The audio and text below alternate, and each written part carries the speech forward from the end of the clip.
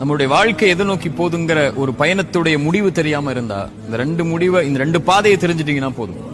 அதுக்கு முன்னாடி பிலாலுடைய சம்பவத்தை சொல்றேன். பிலால் இப்னு ரபாஹ் மக்காவில் அடிமையா இருந்து அல்லாஹ்வுடைய தூதரோடு இஸ்லாமை ஏற்றுக்கொண்டு மதீனாவுக்கு வந்து அல்லாஹ்வுடைய தூதருடைய வாழ்க்கை வரை இருந்தவர். பிலால் இல்லாம மதீனா விழிக்காது இல்ல, பிலால் இல்லாம அல்லாஹ்வுடைய தூதரை விழிக்க மாட்டாங்க. அதானுடைய தலைவர் அவர். பிலால் அல்லாஹ்வுடைய தூதரோடு பயணித்தவங்க. அல்லாஹ்வுடைய தூதருடைய மரணம் அவருடைய வாழ்க்கையில மிகப்பெரிய இருளை கொண்டு வருது. அவருடைய வாழ்க்கையில மகிழ்ச்சியை மறந்தார், கவலை முழுக்க நிரம்புது. இதுவரை அல்லாஹ்வுடைய தூதருடைய மரணத்துல துவங்கினது அவருடைய மரணத்துடைய துவக்கம் வரை. ஆனா மரண நேரத்துல பிலால் சிரிக்கிறார்.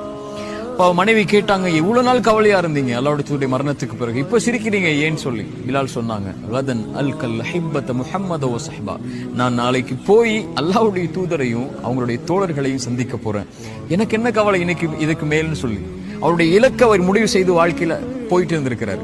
நாளைக்கு மறுமையில ரெண்டு நிகழ்வு நடக்க போகுது.